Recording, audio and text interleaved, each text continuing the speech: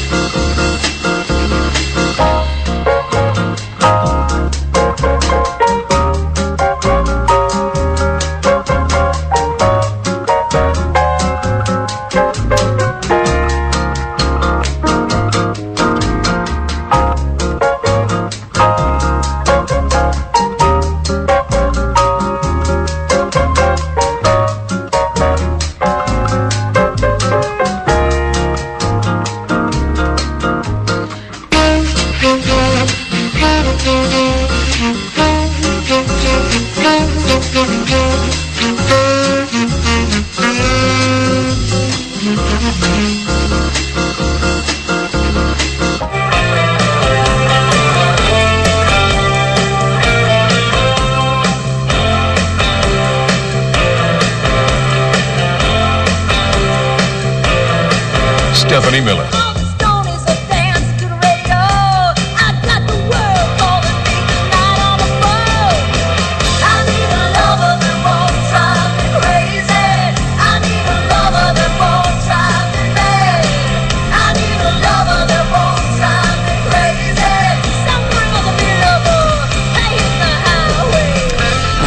Still picture the look on Pat Benatar's face when she watched the videotape of me singing this with my with the Lobster Band, my radio station band. Look, barely can. Why were you kind of pity and sort of? Why were you the Lobster Band? Horror. I don't know. Wanted to be a rock star. Okay. No. Why was it the Lobster Band? Because that was our station mascot. I don't remember. Whatever. Okay. Do I remember why I broadcast naked in a barrel with Brother Weeze? No, I don't. The WBUF Lobsters? Yeah, something. It's WCMF Lobster. Oh. Some wacky 80s radio DJ stunt. Who can remember? All right. Okay. Look what's become of me. Hey, Look, I've ascended to my basement. Okay. Could be worse. Could be Buffalo. Could be raining. 1-800-STEP-1 to the phone number. Patrice in Oakland, you're on the Stephanie Miller Show. Hey, Patrice. Good morning, guys. Good morning. A couple of things. As far as Mayor Giuliani is concerned, I mean, we can't be surprised how blatantly ignorant he truly is. I mean, this is a guy that ran for president on the platform of 9/11, using a national tragedy as his justification. As Joe Biden used to say, as a noun, a verb, and an adjective, right? Exactly. And as far as Jeb Bush is concerned, I think he may get the nomination, but he's going to be spending too much of his time trying to explain how he's different from his brother. That's going to take up a whole lot of time as far as him trying to get any kind of recognition as far as anything positive coming from the Well, he's his own man, as you know, with 19 of 21 Bush administration officials, right? Exactly. But also, too, he's going to have to explain the stand your ground law in Florida. Yeah, and Terry Schiavo. His small government philosophy of that he used in Terry Schiavo's case, yeah. Not only that, he's going to have to explain the 2000 election, what happened to those votes. That was supposed to be. He just said he was disappointed in Florida ruling for marriage equality, right? Exactly. Pick an issue he's not out of step on, right? Exactly. He's got a lot of explaining to do, and then this is going to be the question that people are going to ask. If it comes to Hillary Clinton and Jeb Bush, which would you rather have in office again, another Clinton or another Bush? During the Clinton years, we had a prosperous economy. Things were going great. Yeah, right. Please tie Hillary to Bill's record. Why not, right? Exactly. And when Bush was in office, I mean, we had 2 wars. We had a bad economy. I mean, we were just going downhill. You know, our debt got sold to China. I mean, Yep. It's a wide variety of bad things. Yeah. So I think that common sense is going to play a role in this. And besides, any Bush, you know, linked to a presidency or running for president, this is going to push more and more Democrats to the polls for Hillary. So he's not going to do anything but be helpful to her. And if he gets the nomination, be expecting Hillary to break that glass ceiling. And I can't wait for that to happen. Yeah, me too. Yes, everything old will be new again. Maybe all those ballot boxes with Al Gore votes will come floating up somewhere On a sea of hanging chads. that his buddies threw into the ocean. Yeah. Okay. Mike in Chicago, you're on the Stephanie Miller Show. Hi, Mike. Hey, Steph. Hey, Hi. Chris. Hello. 13 years later, he's still dragging the memories and souls of the 9/11 victims through the ash and rubble of the Twin Towers. And wasn't it the Republicans who voted against giving first responders medical care? Wasn't it them? And I'm sorry, who's anti-American? Yeah, thank you. Thank you very much. Well said, sir. Exactly. Tom in Madison. Hi, Tom. Welcome. Hey, good morning. Good morning. Madison. Tomorrow we have a large protest starting. AFL-CIO and a whole bunch of other folks are responding to the right-to-work bill that the Republicans are trying to push through.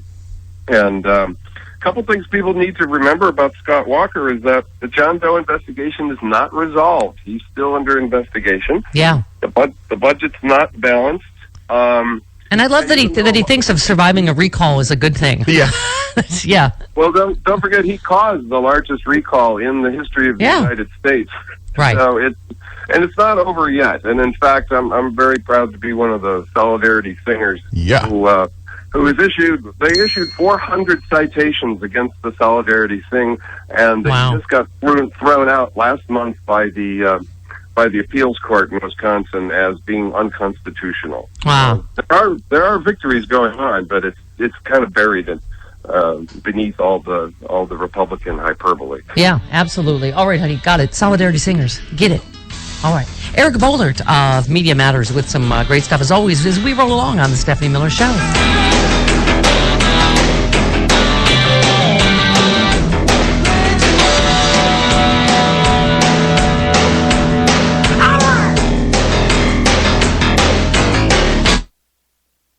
Good morning, Michael. Hey, so I know someone who knows Cher. Is that what I'm picking up here? Yes. Yes. Well, by no, I had a photograph taken in a horrible, wrinkly green pashmina once. But anyway, it's not important now, Michael. What's important, a couple of your pieces I want to talk to you about. And I had the same reaction. We talked about this on the show about Jeb saying he's not going to answer any questions about his brother or the wars, because that would be relitigating the past. And you say the ex-president's brother thinks he shouldn't have to address all the bloodshed his brother caused. Sorry, Jeb, but that's insane. Yeah, that isn't quite how it works.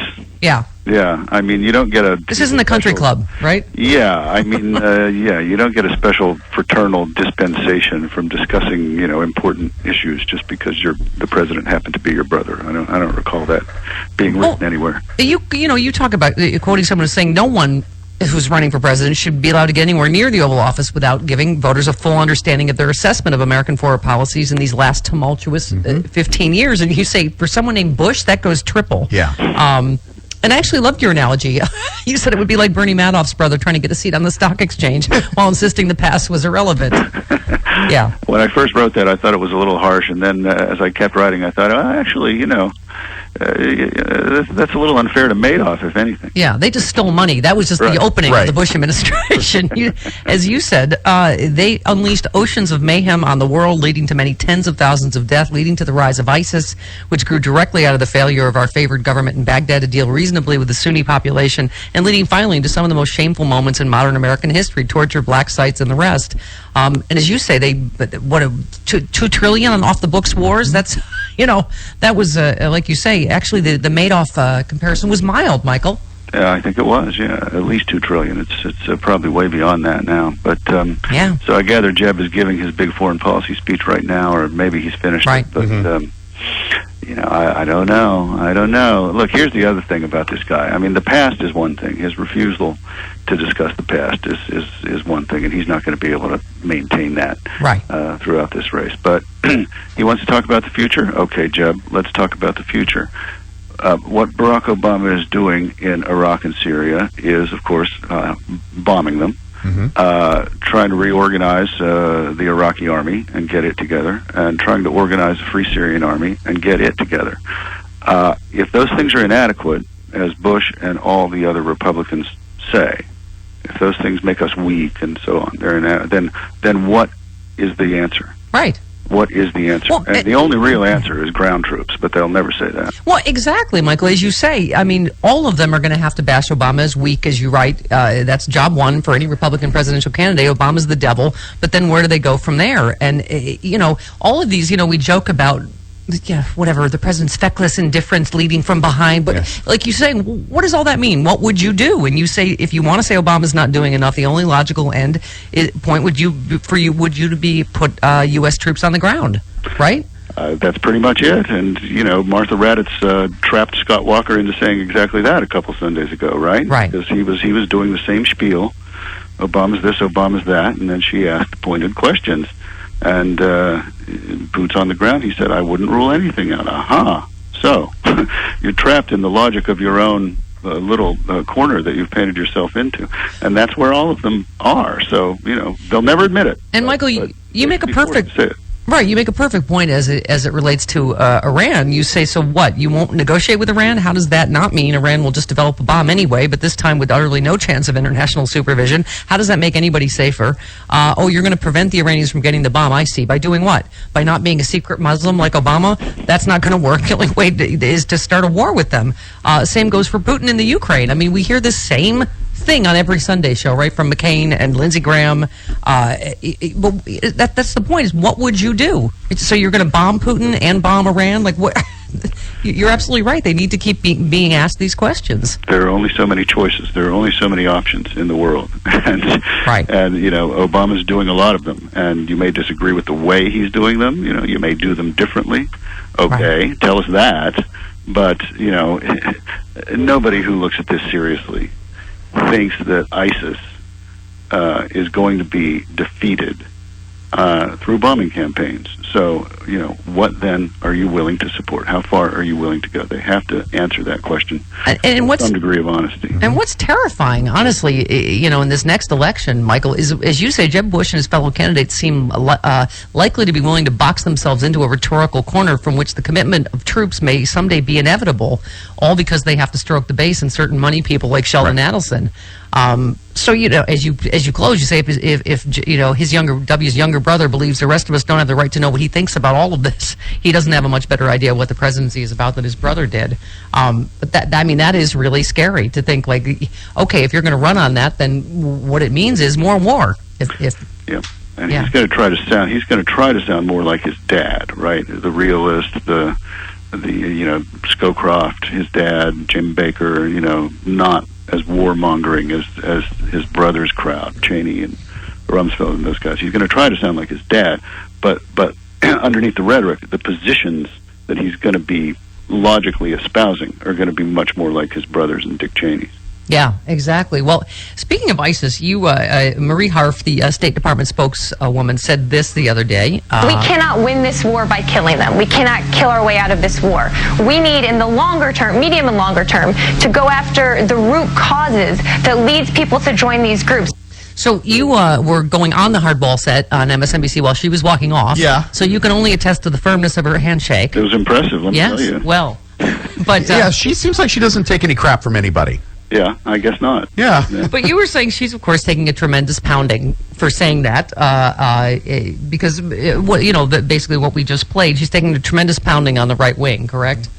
Huge. I mean, it was like there was a Twitter meme yesterday, Jobs for ISIS, and, all the conservative websites had a lot of fun with it, and I don't blame them for having fun with it. I mean, if a conservative, if a Republican person did something equivalent, liberal websites would have the same kind of fun. But basically, she's kind of right. She expressed it pretty badly, but she's right. Yep.